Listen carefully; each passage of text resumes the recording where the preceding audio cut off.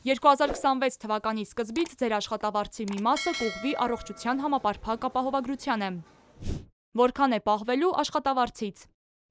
Եթե ձեր, այսպես ասած, կեղտոտ աշխատավարձը 200.001 դրամից մինչև 500.000 դրամ է, ապա ձեր առողջության ապահովագրավճարը կազմելու է 10.800 դրամ, որից 6.000 դրամը վճարելու է պետությունը։ 4.500 դրամը զինապահի դրոշմանիշային գումարն է, որն այս տարվանից նվազել է 1000 դրամով։ Սա նույնպես ամբողջությամբ կուղղվի առողջության ապահովագրությանը։ Մնում է ընդամենը 300 դրամ, որն էլ գանձվելու է ձեր աշխատավարձից և վճարվելու է առողջության ապահովագրությանը։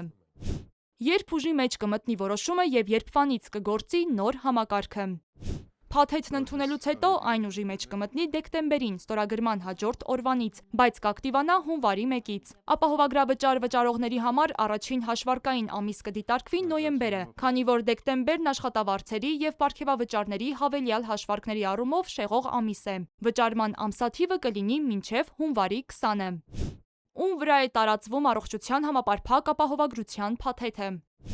Հունվարի 1-ից գրանցված աշխատողների շահառուների այս խմբին կմիանան նաև մինչև 18 տարեկան երեխաները, 65 տարին լրացած քաղաքացիները։ Նրանց համար վճարումը կատարվելու է ինչպես պետական բյուջեից, այնպես էլ համակարգին միանալու համար նախատեսված քաղաքացիների ապահովագրավճարներից։ Առողջապահության նախարարությունը հայտնել էր, որ 2028 թվականից առողջապահական փաթեթի գինը կբարձրանա, ամսական 10.800 դրամի փոխարեն քաղաքացիները 13.700 դրամ կվճարեն։ Նախարարության հաշվարկներով մինչև 2029 թվականը բնակչության 85%-ը պետք է ապահովագրական փաթեթ ունենա։ Դեկտեմբերի 16-ին օրենսդրական փաթեթը կքննարկվի կառավարության նախաձեռնությամբ գումարվելիք ազգային ժողովի արտահերթ նիստում։